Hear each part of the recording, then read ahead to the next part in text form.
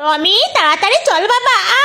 মা, আমি কোথায় পড়ে গেলাম? আরে আমি কোথায় চলে যাচ্ছি? আমাকে ধরো মা, আমাকে বাঁচাও। আমি তো সাগরে চলে আসলাম, এখন কি করব? আরে এই বাচ্চাটা সাগরে কিভাবে আসলো? তোমরা তাড়াতাড়ি তোলো, এই বাচ্চাটাকে উপরে পৌঁছে দিয়ে আসি।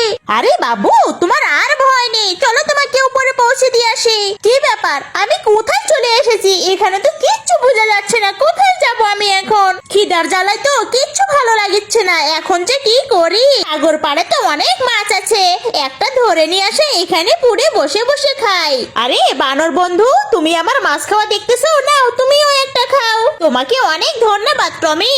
এই বাঁশ দিয়ে তোমাকে একটা ভুড়া বানিয়ে দিব, এটাতে সাগর পার হয়ে তুমি বাড়ি যেতে পারবে। Bye bye. যেই ঝড় উঠেছে মনে হয় আমার ভুড়াটা ডুবে যাবে।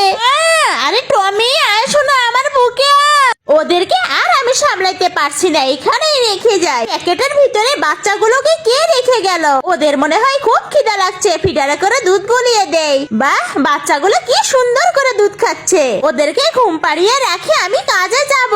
বাবা, আমরাও তোমার সাথে গাছে পানি দিব। মুরগিগুলোকে খাবার খেয়ে তাড়াতাড়ি ডিম নিয়ে বাজারে যেতে হবে। বাচ্চারা, তোমাদের ডিমগুলো আমি সব নিব, এই নাও টাকা।